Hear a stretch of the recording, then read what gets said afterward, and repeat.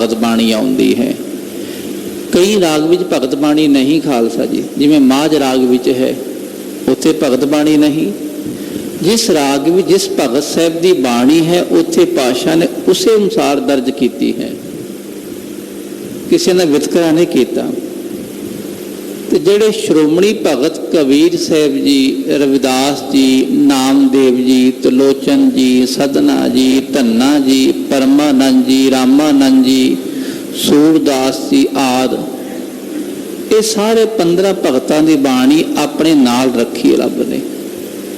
ਇਹ ਆਪ ਆਪਣੇ ਹਿਰਦੇ ਨਾਲ ਜੋੜ ਕੇ ਰੱਖੇ ਸਾਰਿਆਂ ਨੂੰ। ਉਹਨਾਂ ਵਿੱਚੋਂ ਸ਼੍ਰੋਮਣੀ ਭਗਤ ਕਬੀਰ ਸਾਹਿਬ ਤੇ ਹੁਣ ਗੌਣ ਰਾਗ ਵਿੱਚ ਭਗਤਾਂ ਦੀ ਬਾਣੀ ਦਾ ਇਹ ਪਹਿਲਾ ਸ਼ਬਦ ਹੈ। ਇਹ ਸ਼ਬਦ ਕਬੀਰ ਸਾਹਿਬ ਦਾ ਹੈ। ਕਬੀਰ ਸਾਹਿਬ ਨੂੰ ਸ਼੍ਰੋਮਣੀ ਤਾਂ ਆਖਦੇ ਹਨ ਖਾਲਸਾ ਜੀਓ, ਕਿਉਂਕਿ 15 ਭਗਤਾਂ ਚੋਂ ਇਹ ਮੁਖੀ ਅੱਗੇ ਆਏ ਸਨ। ਦੂਜੀ ਗੱਲ, ਗੁਰੂ ਗ੍ਰੰਥ ਸਾਹਿਬ ਵਿੱਚ ਕਿ ਜਿੱਥੇ ਭਗਤਾਂ ਦੀ ਬਾਣੀ ਆਰੰਭ ਹੁੰਦੀ, ਉੱਥੇ ਪਹਿਲਾਂ ਭਗਤ ਕਬੀਰ ਸਾਹਿਬ ਦੇ ਸ਼ਬਦ ਆਉਂਦੇ। ਜੇ ਉਸ ਰਾਗ ਵਿੱਚ ਭਗਤ ਸਾਹਿਬ ਦੇ ਸ਼ਬਦ ਨਹੀਂ, ਫਿਰ ਦੂਜੇ ਭਗਤਾਂ ਦੇ ਆ ਜਾਣਗੇ। ਇਹ ਤਰਤੀਬ ਹੈ।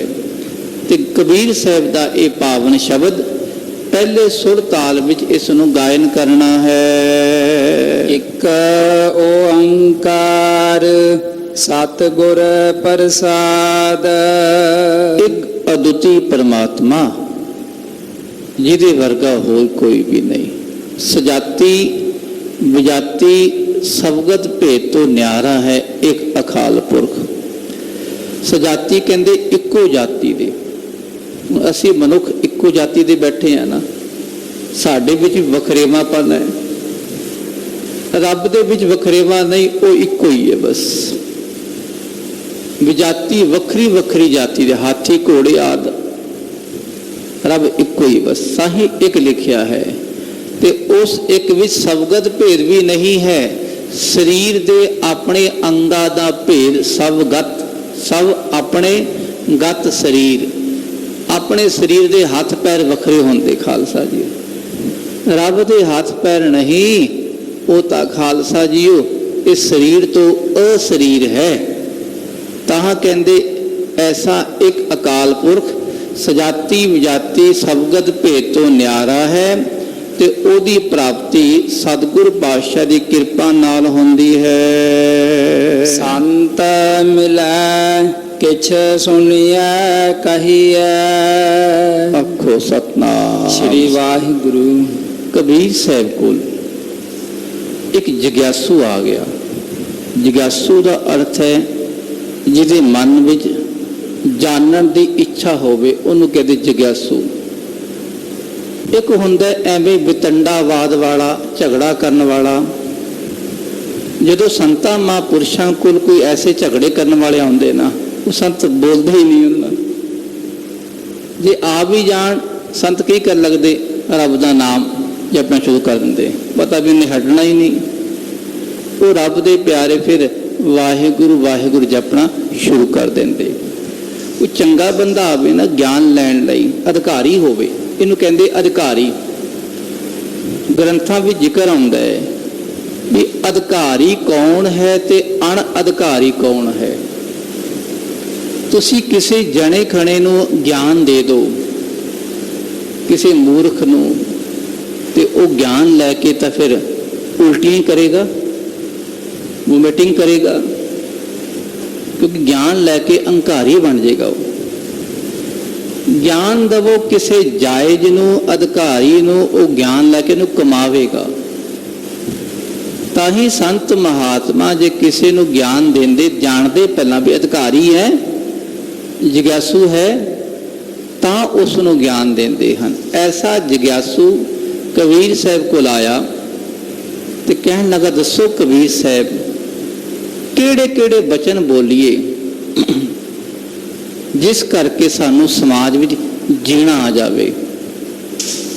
ਅਸੀਂ ਸਾਰਾ ਦਿਨ ਬੋਲਦੇ ਰਹਿੰਦੇ ਹਾਂ, ਆਪਣੀ એનર્ਜੀ ਵੇਸਟ ਕਰਦੇ ਹਾਂ। ਦੱਸੋ ਕਬੀਰ ਸਾਹਿਬ ਕਿਹੜੇ ਬਚਨ ਬੋਲੀਏ।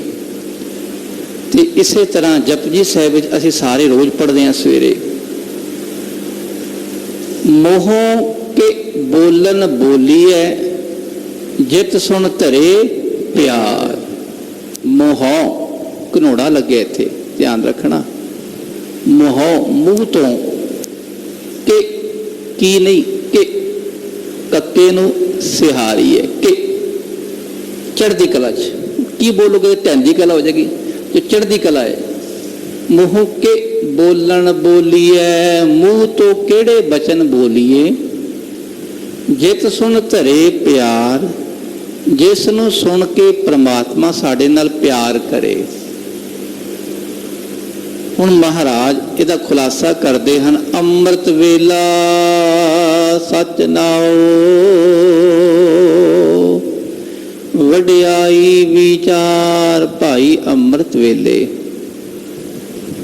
ਸੱਚ ਨਾਮ ਅਕਾਲ ਪੁਰਖ ਦਾ, ਰੱਬ ਦੇ ਗੁਣਾਂ ਦੀ, ਉਹਦੀ ਵਡਿਆਈ ਜੋ ਸਾਨੂੰ ਮਿਲੀ ਹੈ ਨਾ, ਉਹਦੀ ਵਿਚਾਰ ਕਰੀ ਜਾਓ, ਉਹਦੇ ਗੁਣ ਗਾਈ ਜਾਓ। ਇਹ ਬੋਲਣਾ ਹੈ ਸਵੇਰੇ ਸਵੇਰੇ। ਉਹਦੇ ਚਰਨਾਂ ਵਿੱਚ ਅਸੀਂ ਆਪਣੀ ਭੇਟਾ ਇਹੀ ਰੱਖਣੀ ਹੈ ਕਿ ਆਪਣੇ ਸਵਾਸਾਂ ਨੂੰ ਉਹਦੇ ਨਾਮ ਨਾਲ ਜੋੜ ਕੇ ਵਾਹਿਗੁਰੂ ਵਾਹਿਗੁਰੂ, ਰੱਬ ਦੇ ਨਾਲ ਇਸ ਤਰ੍ਹਾਂ ਦੀ ਗੱਲਾਂ ਕਰਨੀਆਂ। ਕਈ ਵਾਰੀ ਇਹ ਵੀ ਗੱਲਾਂ ਨਹੀਂ ਹੁੰਦੀਆਂ। ਕਈ ਵਾਰੀ ਸੰਤ ਮਹਾਤਮਾ ਰੱਬ ਦੇ ਨਾਲ ਰੂਹਾਨੀ ਗੱਲਾਂ ਕਰਦੇ ਹਨ, ਭਾਵ ਸੁਰਤੀ ਰਾਹੀਂ ਉਹ ਜੁੜੇ ਰਹਿੰਦੇ ਹਨ। ਉਹ ਗੱਲਾਂ ਸੁਰਤੀ ਰਾਹੀਂ ਹੁੰਦੀਆਂ। ਰਹੋ ਵਿਚਾਰ, ਇਹ ਤਾਂ ਹੈ ਰੱਬ ਦੀਆਂ ਗੱਲਾਂ।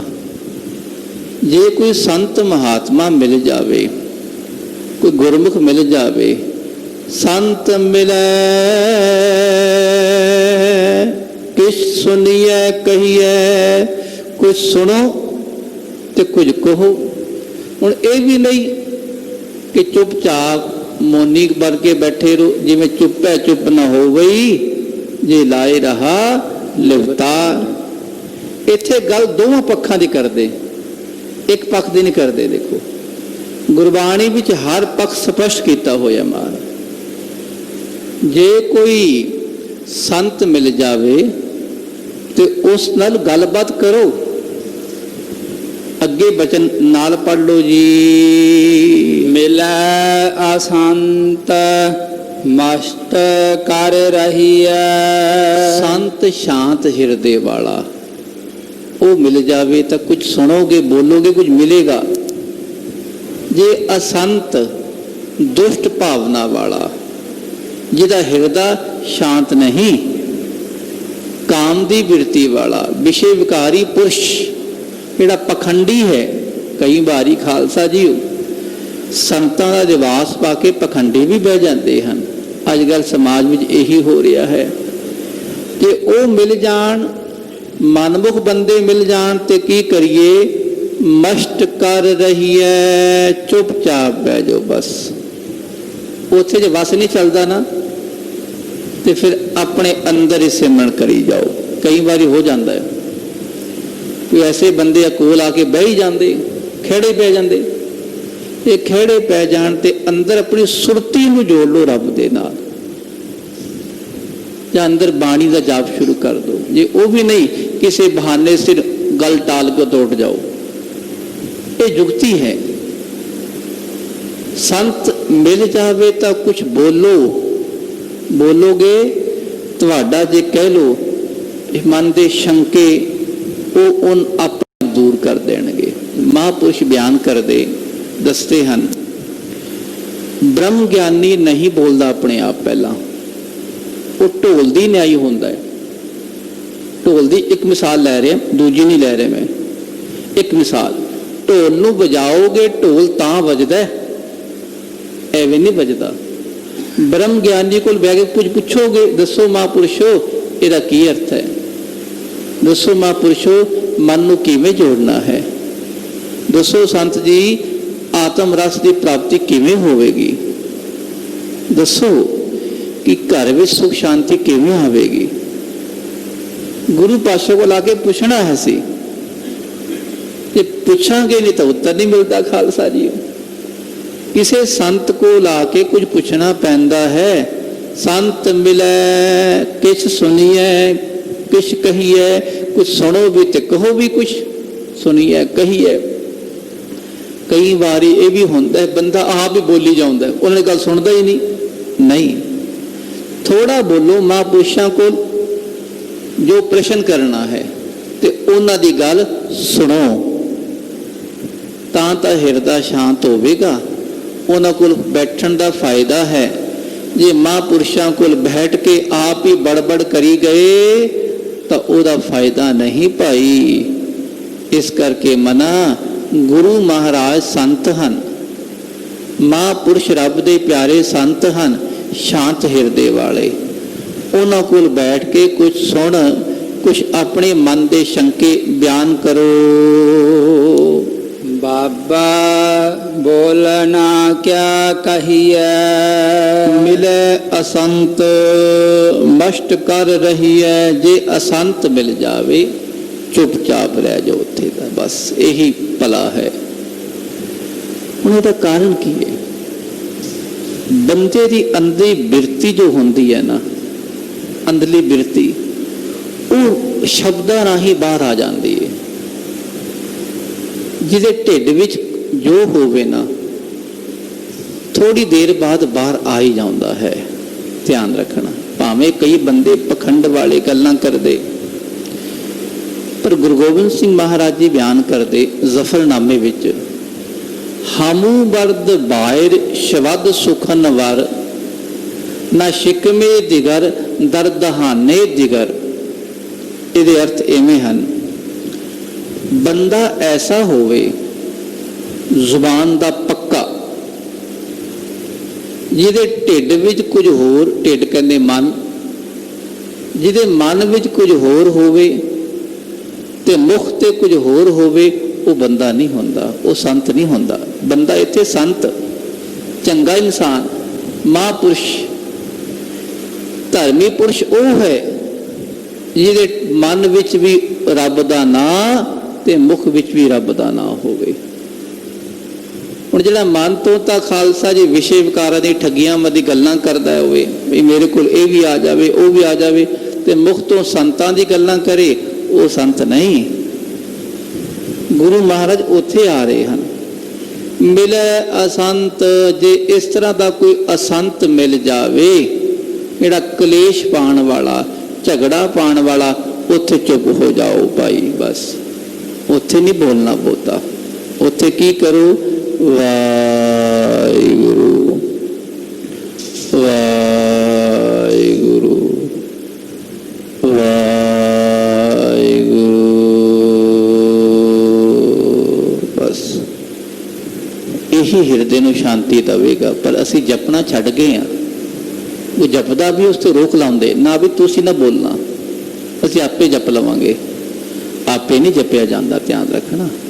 ये तो संगत ही है जो जपा लवे, बाकी कुछ नहीं जपा सकते भाई। ये साध संगत गुरु की बख्शिश है। इत्थे आके भाई संतां महापुरुषां नाल गोष्ठ करिए, रब दी गल्लां करिए।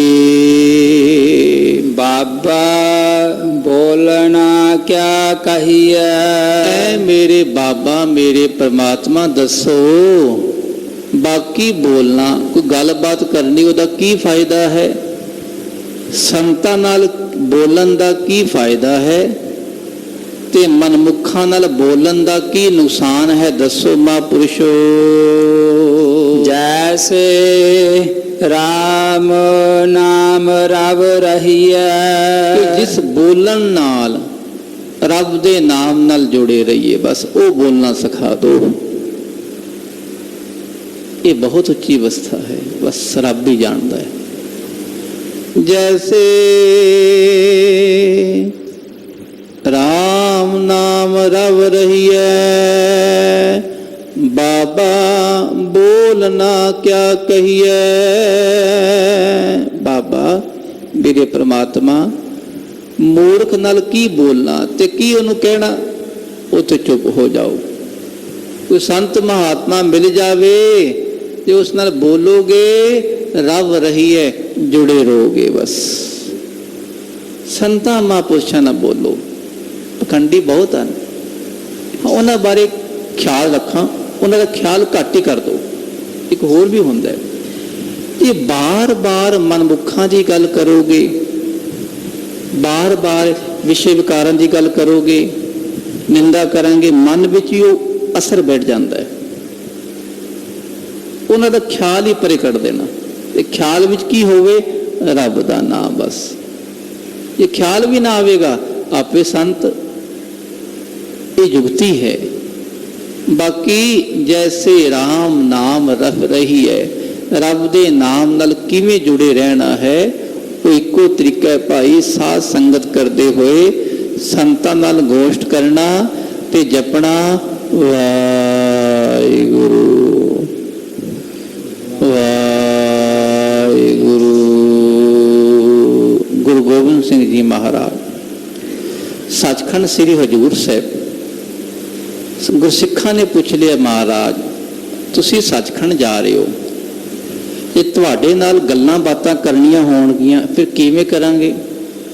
ਮਨ ਦੇ ਸ਼ੰਕੇ ਹੁੰਦੇ ਨਾ। ਸਤਿਗੁਰੂ ਜੀ ਤੁਸੀਂ ਸੱਚਖੰਡ ਜਾ ਰਹੇ ਹੋ, ਮਨ ਦੇ ਆਪਣੇ ਸ਼ੰਕੇ ਕਿਹਨੂੰ ਦੱਸਾਂਗੇ? ਕਿਸ ਨਾਲ ਗੱਲਾਂ ਬਾਤਾਂ ਕਰਾਂਗੇ?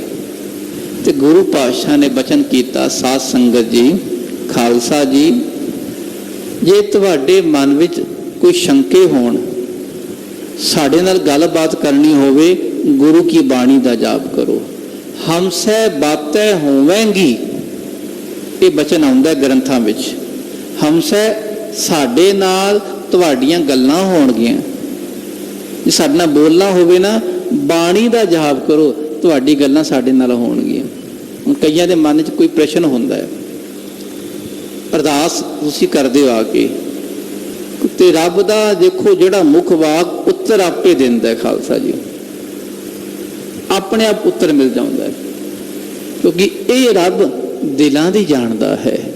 ਇਹ ਅਸਲ ਸੰਤ ਗੁਰੂ ਪਾਤਸ਼ਾਹ ਹਨ, ਜਿਹੜੇ ਜੁੜ ਗਏ ਗੁਰਬਾਣੀ ਨਾਲ, ਉਹ ਵੀ ਸੰਤ ਬਣ ਗਏ। ਜਿਨ੍ਹਾਂ ਦਾ ਜੀਵਨ ਬਾਣੀ ਵਰਗਾ ਬਣ ਗਿਆ, ਉਹ ਵੀ ਸੰਤ ਹਨ। ਇਹ ਹੈ ਪਾਤਸ਼ਾਹ ਜੀ ਕਹਿੰਦੇ, ਭਾਈ ਜੇ ਬਾਣੀ ਦਾ ਜਾਪ ਕਰੋਗੇ, ਹਮਸੈ ਬਾਤੈ ਹੋਵੇਗੀ।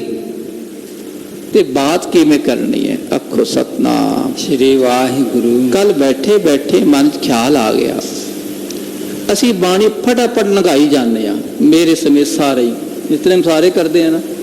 ਕਿਵੇਂ ਕਰਦੇ ਆ ਸਭ ਜਾਣ ਲਓ, ਟਾਈਮ ਬੰਨ ਕੇ, ਟਾਈਮ ਮੈਂ ਸਭ ਦਾ ਫਟਾਫਟ ਡਵੇੜੀ ਜਾਂਦੇ ਆ। ਨਹੀਂ ਭਾਈ, ਹੁਣ ਬਾਤਾਂ ਕਰਨੀ ਹੈ, ਉਹ ਕੰਮ ਵੱਖਰਾ ਹੈ। ਕੋਈ ਨਿਤਨੇਮ ਕਰਨਾ, ਸਭ ਕੋਲ ਟਾਈਮ ਦੀ ਸ਼ੋਰਟੇਜ ਹੈ ਅੱਜ ਕੱਲ੍ਹ, ਪਰ ਜੇ 2-4 ਮਿੰਟ 2 ਪੰਕਤੀਆਂ ਉਹਦੀ ਵਿਚਾਰ ਬੈਠ ਕੇ ਠਰਮੇ ਨਾਲ ਕਰ ਲਓ, ਬਾਕੀ ਨਿਤਨੇਮ ਪੂਰਾ ਚਲੋ ਸਪੀਡ ਨਾਲ ਕਰ ਲਓ, ਮੰਨ ਲਿਆ ਟਾਈਮ ਥੋੜ੍ਹਾ ਹੈ। ਜਦੋਂ ਬੰਦਾ ਵਿਹਲਾ ਗੱਡੀ ਤੇ ਜਾਂਦਾ ਹੈ, ਬਾਈਕ ਤੇ ਜਾ ਰਿਹਾ ਹੈ, ਘਰ ਬੈਠਾ ਹੈ, ਜਾਂ ਕੋਈ ਸਰੀਰਕ ਕਿਰਿਆ ਕਰ ਰਿਹਾ ਹੈ, ਘਰ ਬੈਠ ਕੇ ਸੋਚ ਦੀ ਕਿਰਿਆ ਕਰਨੀ ਜਾਂ ਇਸ਼ਨਾਨ ਕਰਨਾ, ਜੋ ਵੀ 2-4 ਮਿੰਟ ਤਾਂ ਬੰਦਾ ਵਿਹਲਾ ਹੁੰਦਾ ਹੀ ਹੈ, ਉਦੋਂ ਬੈਠ ਕੇ ਬਾਣੀ ਦੀ ਇੱਕ ਪੰਕਤੀ ਠਰਮੇ ਨਾਲ ਪੜ੍ਹ ਲਓ, ਉਹ ਰੱਬ ਨਾਲ ਗੱਲਾਂ ਹੋਣਗੀਆਂ। ਗੱਲਾਂ ਕਰਨੀਆਂ ਬਾਣੀ ਨਾਲ, ਬਾਣੀ ਲੰਘਾਣੀ ਨਹੀਂ। ਅਸੀਂ ਫਟਾਫਟ ਕਹਿੰਦੇ ਮੈਂ ਤਾਂ ਰੋਜ਼ ਨਿਤਨੇਮ ਕਰਦਾ ਤੇ ਹੈ, ਪਰ ਅਸਰ ਤਾਂ ਅਜੇ ਤੱਕ ਨਹੀਂ ਪਿਆ। ਰੋਜ਼ ਆਸਾਂ ਦੀ ਵਾਰ ਸੁਣਦਾ ਹਾਂ, ਉਹ ਸੁਣਦਾ ਤੇ ਹੈ, ਅੰਦਰ ਨਹੀਂ ਰਸ ਗਿਆ। ਇਹ ਅੰਦਰ ਜਾਵੇਗਾ ਤੇ ਸੰਤ ਆਪੇ ਬਣ ਜਾਵੇਗਾ ਬੰਦਿਆ। ਬਾਣੀ ਦਾ ਜਾਪ ਜੇ ਰੱਬ ਆਪ ਕਰਵਾ ਲੈਣ ਤਾਂ ਭਲਾ ਹੈ, ਠੰਬੇ ਨਾਲ। ਜਿਵੇਂ ਸਾਚਾ ਸਾਹਿਬ ਸਾਚ ਨਾਏ, ਭਾਖਿਆ ਭਾਉ ਅਪਾਰ, ਧਿਆਨ ਬਾਣੀ ਵਿੱਚ ਹੋਵੇ। ਉਦੋਂ ਗੱਲਾਂ ਕਰਨੀਆਂ, ਅੱਧੇ ਮਿੰਟ 'ਚ ਗੱਲਾਂ ਹੋ ਜਾਂਦੀਆਂ, ਅੱਧੇ ਸੈਕਿੰਡ ਵਿੱਚ। ਸਾਚਾ ਸਾਉ ਦੇਖੋ, ਬੰਦਾ ਬੋਲਦਾ ਹੈ ਨਾ, ਨਾਲ ਹੀ ਰੱਬ ਤੋਂ ਪ੍ਰਸ਼ਨ ਮਿਲਦਾ ਹੈ, ਨਾਲ ਹੀ ਉੱਤਰ ਮਿਲਦਾ ਹੈ। ਸਾਚਾ ਸਾਹਿਬ ਸਾਚ ਨਾਏ, ਭਾਖਿਆ ਭਾਉ ਅਪਾਰ, ਆਖਹਿ ਮੰਗਹਿ ਦੇਹ ਦੇਹ, ਦਾਤ ਕਰੇ ਦਾਤਾਰ, ਫੇਰ ਕੇ ਅੱਗੇ ਰੱਖੀਏ। ਰੱਬ ਜੀ ਤੁਹਾਡੇ ਕੇ ਫੇਰ ਕੀ ਰੱਖੀਏ, ਭੇਟਾ ਕੀ ਰੱਖੀਏ? ਫੇਰ ਕੇ ਅੱਗੇ ਰੱਖੀਏ, ਜਿਤ ਦਿਸੈ ਦਰਬਾਰ, ਜਿਸ ਕਰਕੇ ਪਾਤਸ਼ਾਹ ਤੁਹਾਡੇ ਦਰਬਾਰ ਦੇ ਸਾਨੂੰ ਦਰਸ਼ਨ ਹੋਣ। ਮੋਹੋ ਕੇ ਬੋਲਣ ਬੋਲੀਐ, ਜਿਤ ਸੁਣ ਧਰੇ ਪਿਆਰ। ਮੂੰਹ ਤੋਂ ਕਿਹੜੇ ਬਚਨ ਬੋਲੀਏ ਰੱਬ ਜੀ, ਜਿਹਨੂੰ ਆਪ ਜੀ ਸੁਣ ਕੇ ਸਾਡੇ ਨਾਲ ਪਿਆਰ ਕਰੋ। ਅੰਮ੍ਰਿਤ ਵੇਲਾ ਸਚ ਨਾਓ, ਵਡਿਆਈ ਵਿਚਾਰ। ਐ ਬੰਦਿਆ, ਅੰਮ੍ਰਿਤ ਵੇਲੇ ਜਾਗ ਕੇ 1-2 ਮਿੰਟ ਬੈਠ ਕੇ ਵਾਹਿਗੁਰੂ ਵਾਹਿਗੁਰੂ ਉਹਦੇ ਕੋਲ ਬੈਠ ਕੇ, ਭਾਵ ਆਪਣੇ ਆਪ ਆਪਣੇ ਸਰੂਪ ਕੋਲ ਬੈਠ ਕੇ ਰੱਬ ਦੇ ਨਾਮ ਨੂੰ ਜਪ, ਉਹਦੀ ਵਡਿਆਈ ਦੀ ਵਿਚਾਰ ਕਰ, ਉਹਦੇ ਬਾਰੇ ਕੁਝ ਸੁਣ ਤੇ ਆਪਣੀ ਗੱਲਾਂ ਕਹਿ। ਜੇ ਇਸ ਤਰ੍ਹਾਂ ਕਰੇਗਾ ਤੇ ਰਸ ਮਿਲੇਗਾ ਹੀ ਮਿਲੇਗਾ। ਜੇ ਇਹ ਨਹੀਂ ਕਰਦਾ ਤੇ ਮਨਮੁੱਖਾਂ ਦੀ ਸੰਗਤ ਨਾਲ ਸਾਰੇ ਕਰਦੇ ਹੀ ਆ, ਫਿਰ ਕੀ ਮਿਲਦਾ ਹੈ? ਅੰਦਰ ਕਲੇਸ਼ ਪੈਦਾ ਹੁੰਦਾ ਹੈ, ਘਰ ਵਿੱਚ ਝਗੜੇ ਪੈਦਾ ਹੁੰਦੇ ਹਨ, ਸਮਾਜ ਵਿੱਚ ਉਪਦਰਵ ਆਉਂਦੇ ਹਨ। ਜਿਤਨੇ ਝਗੜੇ ਕੌਣ ਕਰਾ ਰਹੇ ਹੈ? ਮਨਮੁਖੀ ਕਰਾਉਂਦੇ ਹੈ। ਉਹ ਧਾਰਮਿਕ ਬਿਰਤੀ ਵਾਲੇ, ਲਿਬਾਸ ਧਾਰਮਿਕਾਂ ਵਾਲਾ, ਧਾਰਮਿਕਾਂ ਦੇ ਮੋਢਿਆਂ ਤੇ ਰੱਖ ਕੇ ਬੰਦੂਕ ਚਲਾਣੀ, ਝਗੜੇ ਉਹੀ ਕਰਾ ਰਹੇ ਹਨ। ਤੇ ਇਸ ਕਰਕੇ ਬਚਾ ਰੱਖੀਏ ਸਮਾਜ ਦਾ ਤੇ ਆਪਣੇ ਆਪ ਦਾ। ਰਹਾਉ ਵਿਸ਼ਰਾਮ ਦੇ ਕੇ ਰੁਕ ਜਾਓ ਭਾਈ। ਵਿਸ਼ਰਾਮ ਦਾ ਅਰਥ ਕੀ ਹੁੰਦਾ ਹੈ? ਇੱਥੇ ਹੀ ਰੁਕਣਾ। ਦੇਖੋ, ਰਹਾਉ ਦਾ ਮਤਲਬ ਹੈ ਕੀਰਤਨ ਅਨੁਸਾਰ। ਇਸ ਪੰਕਤੀ ਨੂੰ ਤੁਸੀਂ ਸਥਾਈ ਬਣਾਉਣਾ ਹੈ, ਬਾਰ-ਬਾਰ ਇਹਦਾ ਜਾਪ ਕਰਨਾ ਹੈ। ਪਹਿਲੀ ਗੱਲ ਤਾਂ ਅਸੀਂ ਸੰਗੀਤ ਵਾਲੇ ਰਾਗੀ ਸਿੰਘ, ਰਬਾਬੀ ਸਿੰਘਾਂ ਦਾ ਧਿਆਨ ਰੱਖਿਆ ਕਰੀਏ ਕਿ ਇਸ ਪੰਕਤੀ ਨੂੰ ਆਧਾਰ ਬਣਾ ਕੇ ਇਹ ਸ਼ਬਦ ਆਲੇ ਦੁਆਲੇ ਘੁੰਮਦਾ ਹੁੰਦਾ ਹੈ। ਅਸੀਂ ਕਰਦੇ ਹਾਂ, ਸਾਡੇ ਮਤਲਬ ਦੀ ਪੰਕਤੀ ਲੈ ਲਓ। ਕਿਹੜੀ ਹੈ? ਜਿਹੜੀ ਲੱਖ ਖੁਸ਼ੀਆਂ ਪਛਾਈਆਂ ਅਸੀਂ ਕੋਈ ਪੰਕਤੀ ਲੈਂਦੇ ਹਾਂ, ਬਾਕੀ ਕਦੋਂ ਪਿੱਛੇ ਛੱਡ ਦਿੰਦੇ ਹਾਂ। ਨਹੀਂ ਭਾਈ, ਜਿਹੜੀ ਵਿਚਕਾਰ ਦੀ ਰਹਾਉ ਦੀ ਪੰਕਤੀ, ਉਹਦੇ ਆਲੇ ਦੁਆਲੇ ਸ਼ਬਦ ਘੁੰਮਦਾ ਹੈ ਸਾਰਾ। ਅਸੀਂ ਇੱਕ ਪੰਕਤੀ ਹੋਰ ਲੈ ਲਈ, ਚਲੋ। ਔਖੀ ਘੜੀ ਨਾ ਦੇਖਣ ਦੀ, ਸਾਡਾ ਧਿਆਨ ਔਖੀ ਘੜੀ ਵੱਲ ਹੋ ਗਿਆ। ਰਹਾਉ ਦੀ ਪੰਕਤੀ ਕੀ ਸੀ ਇਹਦੀ? ਔਖੀ ਘੜੀ ਨਾ ਦੇਖਣ ਦੇਈ, ਆਪਣਾ ਬਿਰਸ ਸੰਭਾਲੇ, ਹਾਥ ਦੇ ਰਾਖੈ ਆਪਣੇ ਕਉ, ਸਾਸ ਸਾਸ ਪ੍ਰਤਿਪਾਲੇ, ਪ੍ਰਭ ਸਿਉ ਲਾਗ ਰਹਿਓ ਮੇਰਾ ਚੀਤ, ਆਦ ਅੰਨ ਪ੍ਰਭ ਸਦਾ ਸਹਾਈ, ਧਨ ਹਮਾਰਾ ਮੀਤ। ਇਹ ਸੀ ਰਹਾਉ ਕਿ ਪ੍ਰਭ ਸਿਉ ਲਾਗ ਰਹਿਓ ਮੇਰਾ ਚੀਤ। ਔਖੀ ਘੜੀ ਆਉਣੀ ਨਹੀਂ ਤੇ ਮਨ ਰੱਬ ਦੇ ਨਾਮ ਨਾਲ ਜੁੜਿਆ ਹੋਇਆ ਹੈ। ਇਹ ਅਰਦਾਸ ਕਰੀਏ, ਪ੍ਰਭ ਸਿਉ ਲਾਗ ਰਹਿਓ ਮੇਰਾ ਚੀਤ, ਆਦ ਅੰਤ ਪ੍ਰਭ ਸਦਾ ਸਹਾਈ, ਧਨ ਹਮਾਰਾ ਮੀਤ ਰਹਾਓ। ਇਹ ਸਾਡਾ ਮਿੱਤਰ ਤੇ ਮਿੱਤਰ ਪਰਮਾਤਮਾ ਬਣ ਗਏ। ਔਖੀ ਘੜੀ ਕਦੀ ਨਹੀਂ ਆਉਣੀ ਖਾਲਸਾ ਜੀ। ਇੱਥੇ ਵੀ ਪਾਤਸ਼ਾਹ ਕਹਿੰਦੇ, ਬੰਦਿਆ ਬਾਬਾ ਬੋਲ ਨਾ ਕਿਆ ਕਹੀਏ, ਜੈਸੇ ਰਾਮ ਨਾਮ ਰਵ ਰਹੀਏ। ਕੀ ਬੋਲੀਏ, ਕੀ ਸੁਣੀਏ? ਉਹ ਬੋਲੀਏ ਜਿਸ ਕਰਕੇ ਰੱਬ ਦੇ ਨਾਮ ਨਾਲ ਜੁੜੇ ਰਹੀਏ। ਰਹਾਓ ਸੰਤਨ ਸਿਓ ਬੋਲੇ ਉਪਕਾਰੀ। ਸੰਤਾਂ ਨਾਲ ਬੋਲਣਾ ਉਪਕਾਰ ਹੁੰਦਾ ਹੈ। ਉਪਕਾਰ ਕੀ ਹੈ? ਆਪਣੇ ਉੱਤੇ ਭਲਾ, ਦੂਜੇ ਉੱਤੇ ਭਲਾ। ਕਿ ਸੰਤਾਂ ਨਾਲ ਕੋਈ ਗੋਸ਼ਟ ਕਰੇਗਾ, ਕੁਛ ਬੋਲੇਗਾ, ਕੁਛ ਸੁਣੇਗਾ, ਕੁਛ ਮਿਲੇਗਾ ਹੀ। ਸੰਤ, ਸੰਤਨ, ਹੁਣ ਬਹੁਵਚਨ ਆ ਗਿਆ। ਦੇਖੋ ਤੁਹਾਡੀ ਜਾਣਕਾਰੀ ਲਈ, ਜਿੱਥੇ ਗੁਰਬਾਣੀ ਵਿੱਚ ਨੰਨਾ ਸ਼ਬਦ ਆਉਂਦਾ ਹੈ ਨਾ, ਸੰਤਨ, ਦੁਸ਼ਟਨ, ਉੱਥੇ ਉਹ ਬਹੁਵਚਨ ਆਉਂਦਾ ਹੈ। ਸੰਤਾਂ ਨਾਲ, ਜਿਹੜੇ ਸੰਤਾਂ ਨਾਲ ਕੁਝ ਬੋਲਣਗੇ, ਕੁਝ ਗੱਲਬਾਤ ਕਰਨਗੇ, ਉਹ ਭਲਾ ਹੈ। ਮੂਰਖ ਸਿਓ ਬੋਲੇ ਝੱਖ ਮਾਰੇ। ਬੰਦਿਆ, ਜੇ ਮੂਰਖ ਨਾਲ ਬੋਲਣਾ ਹੈ ਤਾਂ ਉੱਥੇ ਝੱਖ ਹੀ ਮਾਰੇਗਾ। ਦੋ ਗੱਲਾਂ ਇੱਧਰ ਦੀਆਂ, ਦੋ ਉੱਧਰ ਦੀਆਂ, ਦੋ ਨਿੰਦਾ ਉਹਦੀ ਕੀਤੀ, ਦੋ ਉਹਦੀ ਸੁਣੀ। ਇਹੀ ਹੁੰਦਾ ਅੱਜ ਕੱਲ। ਕੀ ਹੋ ਗਿਆ? ਜਿੱਥੇ ਬਹਿ ਜਾਓ, ਕਰੋਨਾ ਵਾਇਰਸ ਇਤਨੇ ਬੰਦੇ ਹੋ ਗਏ ਜੀ, ਇਤਨੇ ਚੱਲ ਗਏ, ਇਹੀ ਚੱਲੀ ਜਾਂਦਾ। ਉਹ ਫਲਾਣਾ ਬੰਦਾ ਐਵੇਂ ਆ ਜੀ, ਉਹ ਐਵੇਂ, ਉਹ ਛੱਡ ਬੰਦਿਆ, ਇਹੀ ਗੱਲਾਂ ਕਰਨੀਆਂ। ਰੱਬ ਦੇ ਘਰ ਆ ਕੇ ਵੀ ਇਹੀ ਗੱਲਾਂ ਨਾ, ਇੱਥੇ ਰੱਬ ਦੀਆਂ ਗੱਲਾਂ ਬਸ। ਕਿਹੜੀਆਂ?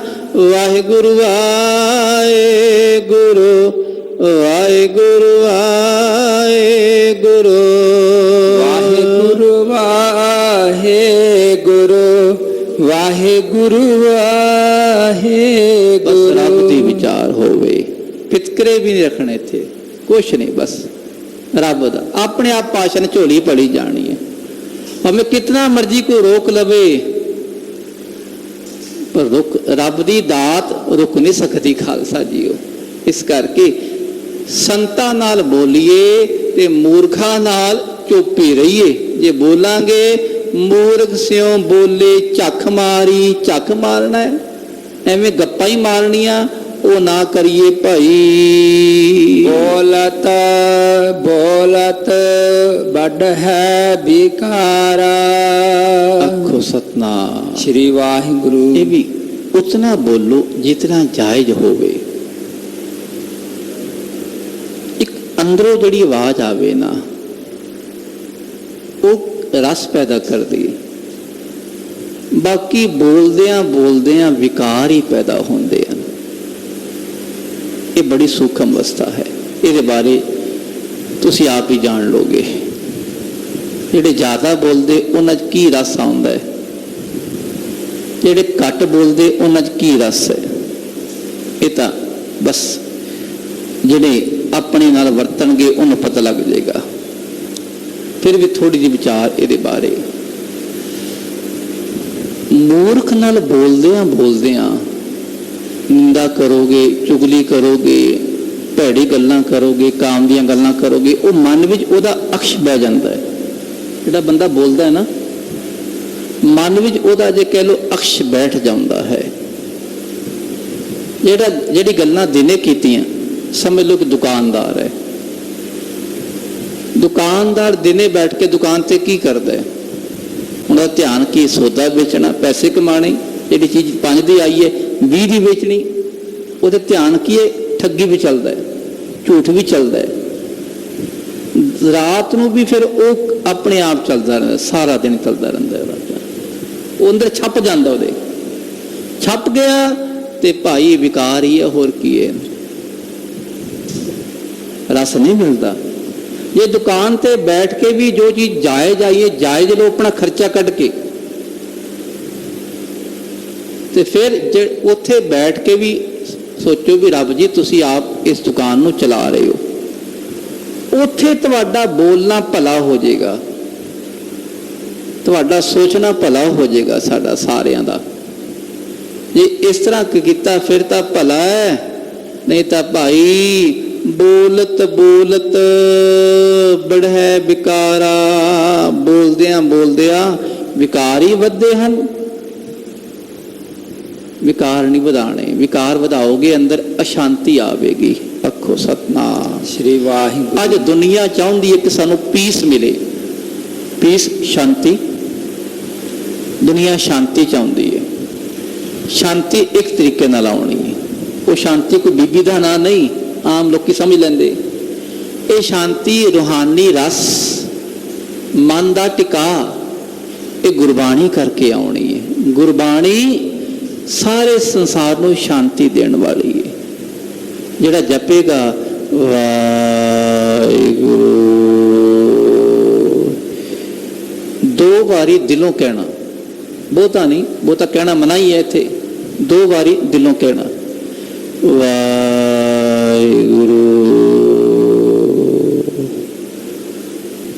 ਵਾਹਿਗੁਰੂ।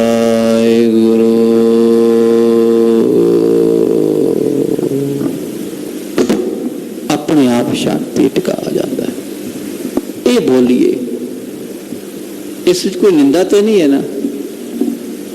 ਰੱਬ ਨਾਲ ਸਿੱਧਾ ਤਾਰ ਜੁੜਦੀ ਹੈ ਬਸ। ਇਹ ਤਾਰ ਬਿਨਾ ਇਹ ਕਹਿ ਲੋ ਵਿਕਾਰ ਖਤਮ ਨਹੀਂ ਹੋਣੇ। ਬਾਕੀ ਵਿਕਾਰ ਜਿਤਨਾ ਬੋਲੀ ਜਾਵਾਂਗੇ ਵਿਕਾਰ ਆਉਣਗੇ ਹੀ ਆਉਣਗੇ ਭਾਈ। ਮਨਾ ਇਹ ਗੱਲ ਧਿਆਨ ਰੱਖੀ। ਬਿਨ ਬੋਲੇ ਕਿਆ ਕਰ ਹੈ ਵਿਚਾਰਾ। ਇਹ ਵੀ ਨਹੀਂ ਕਿ ਮਹਾਂਪੁਰਸ਼ਾਂ ਕੋਲ ਬੈਠਾ ਤੇ ਚੁੱਪਚਾਪ ਬੈਠ ਕੇ ਆ ਜਾਵੇ। ਬਿਨ ਬੋਲੇ, ਬਿਨਾ ਬੋਲਿਆਂ ਬੰਦਿਆ ਕੀ ਵਿਚਾਰ ਕਰੇਗਾ? ਕਿ ਸੁਣੀਏ ਕਿਛ ਕਹੀਏ, ਕੁਛ ਬੋਲਣਾ ਹੈ, ਕੁਛ ਸੁਣਨਾ ਹੈ। ਜੇ ਮਹਾਂਪੁਰਸ਼ਾਂ ਕੋਲ ਬੈਠ ਕੇ, ਗੁਰਦੁਆਰੇ ਬੈਠ ਕੇ ਵੀ ਤੁਸੀਂ ਆਏ ਹੋ, ਮਤਲਬ ਗੁਰਦੁਆਰੇ ਬੈਠੇ ਆ ਰੱਬ ਕੋਲ, ਇੱਥੇ ਬੈਠ ਕੇ ਵੀ ਆਪਣੇ ਕੰਨ ਬੰਦ ਕਰਕੇ ਬੈਠੇ ਆ। ਕੰਨ ਬੰਦ ਕਰਨ ਦਾ ਭਾਵ ਮਨ ਉਡਾਰੀ ਮਾਰਦਾ ਹੈ, ਸੰਦੋਏ ਵੱਲ ਵੇਖ ਰਿਹਾ ਹੈ, ਪੱਖੇ ਵੱਲ ਵੇਖ ਰਿਹਾ ਹੈ, ਦੂਜੇ ਦੇ ਔਗੁਣ ਵੇਖ ਰਿਹਾ ਹੈ। ਇਹ ਕੀ ਹੈ? ਕੰਨ ਬੰਦ ਹੀ ਕੀਤੇ। ਕੰਨ ਸਾਡੇ ਪਨ ਖੁੱਲੇ ਪਰ ਮਨ ਤਾਂ ਬੰਦ ਹੈ, ਉਹ ਵੀ ਚੰਗਾ ਨਹੀਂ। ਗੁਰੂ ਪਾਤਸ਼ਾਹ ਸੰਤ ਮਹਾਰਾਜ ਕੋਲ ਬੈਠ ਕੇ ਵੀ ਬੰਦਿਆ ਜੇ ਕੁਝ ਨਹੀਂ ਪੁੱਛਿਆ ਤੇ ਫਾਇਦਾ ਕੀ? ਇਸ ਕਰਕੇ ਬਿਨ ਬੋਲੇ ਕਿਆ ਕਰਹਿ ਵਿਚਾਰਾ, ਬਿਨਾ ਬੋਲਿਆ ਦੱਸ ਬੰਦਿਆ ਕੀ ਵਿਚਾਰ ਕਰੇਗਾ। ਕਹੋ ਕਬੀਰ ਛੂਛਾ ਘਟ ਬੋਲੇ। ਛੂਛਾ ਘੜਾ, ਘੜਾ ਸਭ ਨੇ ਵੇਖਿਆ ਹੋਣਾ। ਖਾਲੀ ਘੜਾ ਹੋਵੇ ਨਾ, ਮਿੱਟੀ ਦਾ ਘੜਾ, ਚਲੋ ਉਹ ਨਹੀਂ, ਕੋਈ ਘਰ ਦੇ ਭਾਂਡੇ ਹੀ ਲੈ ਲਓ, ਘਰ ਵਜਾ ਕੇ ਦੇਖ ਲੈਣਾ। ਘਰ ਦੇ ਭਾਂਡੇ ਹੀ ਜੇ ਵਜਾਓਗੇ ਤਾਂ ਠਾਂ ਠਾਂ ਦੀ ਇੱਧਰੋਂ ਆਵਾਜ਼ ਆਉਂਦੀ ਹੈ।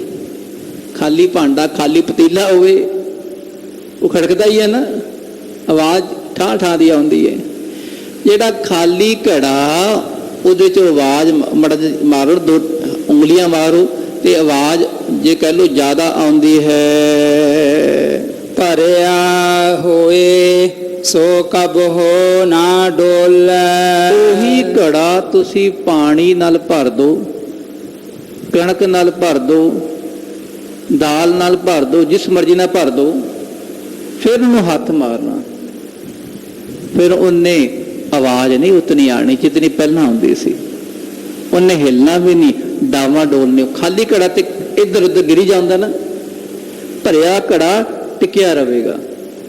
ਇਸੇ ਤਰ੍ਹਾਂ ਜਿਹੜਾ ਖਾਲੀ ਬੰਦਾ ਹੈ ਨਾਮ ਸਿਮਰਨ ਤੋਂ, ਉਹ ਬਹੁਤਾ ਬੋਲਦਾ ਹੈ, ਝੱਖ ਮਾਰਦਾ ਹੈ। ਜਿਹੜਾ ਬਾਣੀ ਪੜਨ ਵਾਲਾ, ਬਾਣੀ ਸੁਣਨ ਵਾਲਾ, ਉਹ ਝੱਖ ਨਹੀਂ ਮਾਰਦਾ। ਖਾਲਸਾ ਜੀਓ, ਬਸ ਇਹ ਗੱਲ ਪੱਲੇ ਬੰਨ ਲਈਏ, ਬਾਣੀ ਨਾਲ ਜੋੜੀਏ।